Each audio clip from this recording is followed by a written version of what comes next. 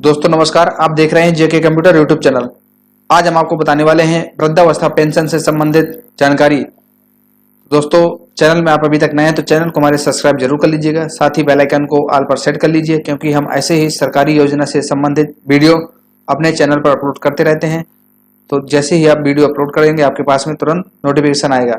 दोस्तों चलते हैं, आज आपको बताने वाले हैं कि वृद्धावस्था पेंशन ये जो मार्च में आएगी तो इसका तारीख क्या है और किस तारीख तक आपके खाते पे पैसा ट्रांसफर हो जाएगा। दोस्तों चलते हैं, आज शुरुआत करते हैं एक नए टॉपिक के बारे में। जैसा कि आपने 27 तारीख को देखा कि विधवा पेंशन का पैसा जो भी लाभार्थी हैं उनके खाते पर ट्रांसफर हो चुका है। इसके बाद 28 तारीख को माननीय प्रधानमंत्री जी द्वारा किसान सम्मान निधि योजना के जो लाभार्थी हैं उनको भी 28 तारीख को पैसा ट्रांसफर कर दिया गया है, लेकिन वृद्धावस्था का पेंशन अभी तक लाभार्थी के खाते पर नहीं आया है। तो आज आपको जानकारी देने वाले हैं कि ये जो वृद्धावस्था पेंशन का पैसा है यह किस तारीख तक आपके खाते पर क्रेडिट हो जाएगा। दोस्तों सबसे पहले जानकारी के लिए आपको वृद्धावस्था पेंशन की जो लिस्ट है उसको ओपन कर लेना है। ये जो sspy.gov करके जो वेबसाइट होती है गवर्नमेंट उत्तर प्रदेश सरकार की, इसी वेबसाइट के माध्यम से आप तीनों प्रकार की पेंशन की जानकारी प्राप्त कर सकते हैं। सबसे पहले आपको ये जो पेंशनर सूची होती है इसमें अपना नाम सेलेक्ट कर लेना है। अगर आपका नाम इस सूची में है तब फिर आपको माध्यम बताने वाले हैं जिसके माध्यम से आप अपना पैसा आसानी से चेक कर सकते हैं कि आपका पैसा किस तारीख को आएगा और कितना आने वाला है। तो सबसे पहले आपको अपना जिला सिलेक्ट कर लेना है। इसके बाद आपको अपना विकास खंड जो कि आपका विकास खंड होगा उसको आपको सिलेक्ट कर लेना है। इसके बाद आपको जो भी आपकी ग्राम पंचायत है या नगर पंचायत है उसको आपको सिलेक्ट कर लेना है। इसके बाद आपको जो भी आपका गांव है उस गांव के सामने आप देख सकते हैं यहाँ पर तीसरी तिमाही तक का पैसा खाते पर ट्रांसफर हो चुका है, लेकिन चौथा जो क्वार्टर है उसका पैसा अभी तक खाते पर नहीं ट्रांसफर हुआ है। तो इसके लिए आपको सबसे पहले यहाँ पर ये देख सकते हैं कि जो भी ऐसे लाभार्थी हैं जिनका आधार कार्ड बैंक के साथ में लिंक नहीं है उनकी संख्या 130 यहाँ पर शो कर रहा है, लेकिन बहुत से लोगों ने अपना आधार KYC कराया है और इसके बाद जो पैसा उनका ट्रांसफर हुआ है यहाँ पर तीसरी क्वार्टर में यहाँ पर उनका 144 लाभार्थी, यहाँ पर 14 लाभार्थी बढ़ चुके हैं। इस प्रकार से यहाँ आप लिस्ट में चेक कर सकते हैं जो भी लाभार्थियों का पैसा है वो यहाँ पर दिया गया है कि जो नए लाभार्थी हैं और जो पुराने जिनका पैसा रुका हुआ था उनका सबका पैसा एक साथ रिलीज कर दिया गया है। साथ ही अब ये भी बताएंगे कि आपका जो पैसा आने वाला है चौथी तिमाही का वह किस तारीख को आने वाला है। इसके बाद जिस भी लाभार्थी का आपको चेक करना है उनका यहाँ पर आपको ये जो रजिस्ट्रेशन नंबर होता है इसको आपको कॉपी कर लेना। इसके बाद यहाँ पर सरकार की एक PFMS वेबसाइट होती है जिसके माध्यम से सरकार सभी प्रकार का पेमेंट ट्रांसफर करती है। PFMS पोर्टल का भी अब अपडेट हो चुका है। पोर्टल कुछ इस तरह से ओपन हो रहा है। अब यहाँ पर आपको जो भी आपका अकाउंट से संबंधित है, आपका पेंशन, मनरेगा, आवास योजना, ये सारी जानकारी आप यहाँ से चेक कर सकते हैं। PFMS पोर्टल के माध्यम से चेक करने के लिए आपको जो भी लाभार्थी है उसका रजिस्ट्रेशन नंबर होना जरूरी है। अगर आप PM किसान का स्टेटस चेक करना चाहते हैं तो PM किसान का जो रजिस्ट्रेशन नंबर है वो आपके पास में होना चाहिए।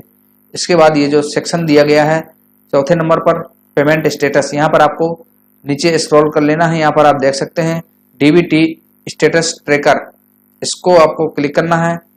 इसके बाद आपको जैसे ही आप ये ओपन होगा यहाँ पर आपको अपना जो पेंशन है उसका रजिस्ट्रेशन नंबर एप्लीकेशन ID के रूप में एंटर कर देना है।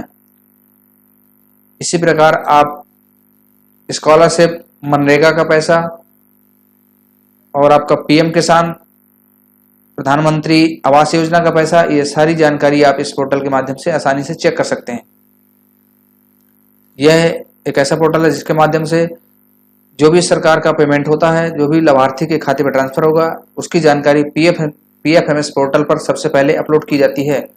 PFMS पोर्टल के माध्यम से ही आधार बेस पे पेमेंट हो या फिर आपका अकाउंट बेस पर पेमेंट हो वही आपके खाते पर ट्रांसफर किया जाता है। तो सबसे पहले जब भी पैसा ट्रांसफर होना है उससे पहले ये जो पैसा है सरकार PFMS पोर्टल पर अपलोड करती है। इसके बाद PFMS रिपोर्ट देता है कि जो भी लाभार्थी है उसका खाता आधार से लिंक है या नहीं है। अगर लिंक होता है फिर वो रिक्वेस्ट बैंक को जाती है, बैंक के माध्यम से पैसा ट्रांसफर किया जाता है। बहुत से ऐसे लाभार्थी होते हैं जिनका आधार कार्ड लिंक नहीं होता और उनका पैसा जो PFMS पोर्टल है वहां पर वो रिजेक्ट कर देता है। इसलिए जैसे ही उनका आधार दोबारा से वो सीट कराएंगे तो जो भी रुका हुआ पैसा होता है वह एक साथ एक ही बार में उनका पैसा आ चुका है। जैसा कि आप लिस्ट में देख सकते हैं, ऐसे बहुत से लाभार्थी हैं जिनका रुका हुआ पैसा है वो उनका यहाँ पर आ चुका है। क्योंकि एक साल पहले जो पेमेंट आता था वह अकाउंट बेस पर आता था, लेकिन अब जो है इस वर्ष से वित्तीय वर्ष 23-24 में जो भी लाभार्थी हैं उनका आधार बेस पर पेमेंट हो रहा है। तो बहुत से ऐसे लाभार्थी थे जिनका आधार कार्ड बैंक के साथ में लिंक नहीं था, जैसे ही लिंक हुआ उनका पैसा एक साथ रिलीज हो गया। अब यहाँ पर देख सकते हैं जो तीसरी तिमाही है उनका पैसा 9-9 हज़ार करके आ चुका है, लेकिन जो चौथी तिमाही का पैसा है वह मार्च अभी 2-4-10 दिन के अंदर पैसा आने वाला है। तो इसको चेक करने के लिए आपको यहाँ पर PFMS का जो पोर्टल है यहाँ पर आना होता है और यहाँ पर आपको कैटेगरी पर आप देख सकते हैं, कैटेगरी में आपको यहाँ पर नीचे स्क्रॉल कर लेना है और आपको देखना है any other external system. Pension check करने के लिए आपको इसी पर क्लिक करना होता है। अगर आपका PM किसान चेक करना है तो आपको सबसे पहले यहाँ पर PM किसान चेक कर लेना है। इसके बाद आपको नरेगा का ये दूसरा ऑप्शन है और पहल हो गई यहाँ पर PM आवास योजना। बहुत सी ऐसी योजना है जिनके माध्यम से आप रजिस्ट्रेशन नंबर या एप्लीकेशन नंबर के माध्यम से आप आसानी से जानकारी प्राप्त कर सकते हैं। तो हम यहाँ पर पेंशन चेक करने वाले हैं, तो पेंशन के लिए आपको आना होता है एनी अदर एक्सटर्नल सिस्टम। इस पर जैसे आप क्लिक करेंगे थोड़ा सा प्रोसेसिंग होगी। इसके बाद आपको यहाँ पर एप्लीकेशन ID यहाँ पर इंटर कर देना है। जैसे कि दोस्तों आप देख सकते हैं यहाँ पर ये ऑप्शन आ चुका है। यहाँ पर 2 ऑप्शन दिए हैं DBT स्टेटस में। अगर आपका स्टेटस चेक करना है बेनिफिशियरी वैलिडेशन की आपका जो आधार कार्ड है वो लिंक हुआ है नहीं हुआ, तो इसकी जानकारी आपको यहाँ से प्राप्त होती है। अगर आप पेमेंट चेक करना चाह रहे हैं कि आपका पेमेंट जो आया है कितना आया हुआ है और जो पेमेंट आने वाला है वह कितना आने वाला है, इसकी जानकारी के लिए आपको पेमेंट पर क्लिक करना होता है। इसके बाद यहाँ पर इंटर एप्लीकेशन ID पर आपको एप्लीकेशन ID डाल देना है। इसके बाद जो नीचे कैप्चा कोड दिया गया है इस कैप्चा कोड को यहाँ से आपको फिल कर देना है। इसके बाद आपको सर्च पर क्लिक कर देंगे। जैसे ही आप सर्च पर क्लिक कर देंगे ये प्रोसेसिंग होने के बाद आपका जो डेटा है वो नीचे शो कर जाएगा। जो भी आपका पैसा आया हुआ है उसकी जानकारी भी यहाँ से मिल जाएगी और जो पैसा आने वाला है अगली किस्त के रूप में वो भी यहाँ से जानकारी आपको मिल जाएगी।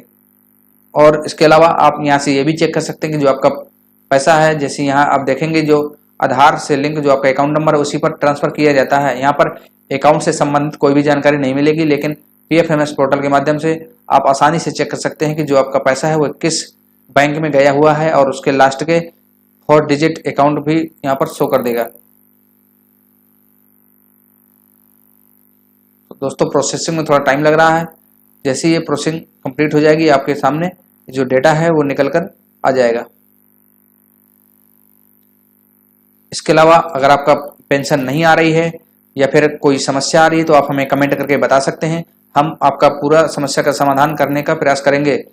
बहुत से ऐसे किसान हैं जो लाभार्थी हैं उनका पैसा नहीं आ पा रहा है और जो पेंशन योजना है उस पेंशन योजना की सूची पर भी नाम नहीं है।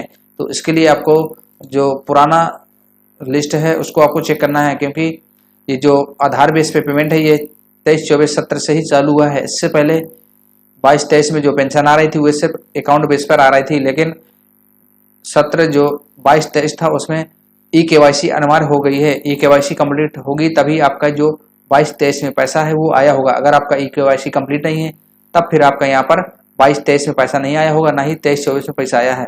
तो फिर आपको यहाँ से जो वित्तीय वर्ष 21-22 है यहाँ से आपको सूची निकाल लेनी है, क्योंकि यहाँ से जो सूची निकालेंगे वह पुरानी सूची होगी और जो कि आपका पैसा वहाँ पर मिल रहा है। इसलिए वहाँ से आपको ये जो आपका एप्लीकेशन नंबर होता है वह आपको आसानी से प्राप्त हो जाएगा। इसके बाद आपको आना है PFMS के पोर्टल पर और जैसे ही आप यहाँ पर आएंगे यहाँ पर आपको इंटर एप्लीकेशन ID पर पेस्ट कर देना है और इसके बाद आपको यहाँ से कैप्चा कोड डालने के बाद सबमिट करेंगे तो आपका जो स्टेटस है वो निकल कर आ जाएगा। यहाँ से आप देख सकते हैं जो भी लाभार्थी हैं उनका डाटा आप यहाँ से देख सकते हैं कि पैसा नहीं आ रहा है, किस वजह से नहीं आ रहा है। इसकी जानकारी के लिए आपको जो PFMS पोर्टल यहाँ से आप चेक कर सकते हैं। जैसे कि ये मेरे गांव की लिस्ट है, आप देख सकते हैं यहाँ पर पहले कितने लाभार्थी थे, 258 लाभार्थी थे, लेकिन अब आज की डेट में 144 लाभार्थी हैं। यहाँ पर आप देख सकते हैं बहुत से ऐसे लाभार्थी हैं जिनका नाम कट चुका है, और जो पुरानी लिस्ट है, क्योंकि इसमें बहुत से ऐसे लाभार्थी हैं जो कि मृतक हैं, और बीच बीच में सर्वे भी होता है, जो लोग अपात्र होते हैं उनका नाम भी काट दिया जाता है। दोस्तों जैसे ही ये प्रोसेस कंप्लीट होगा, आप देख सकते हैं नीचे यहाँ पर जो स्टेटस वो आ चुका है। इनका आधार लिंक नहीं था, इसलिए यहाँ पर जो किस्त थी वो कैंसिल हो चुकी है, और जो बाद में इन्होंने आधार अपडेट कराया है उनका पैसा बाद में यहाँ पर आना शुरू हो चुका है। आप देख सकते हैं ये जो अभी जनवरी, दोस्तों यहाँ पर आप देख सकते हैं कि जो इनका पैसा है वो 3000 रुपये PFMS पर अपलोड हो चुका है, और यहाँ पर जो वैलिडेशन है वो 15 फरवरी 2024 को वैलिडेट भी हो चुका है, और इनका जो पेमेंट है वो एजेंसी के अंडर प्रोसेस में है।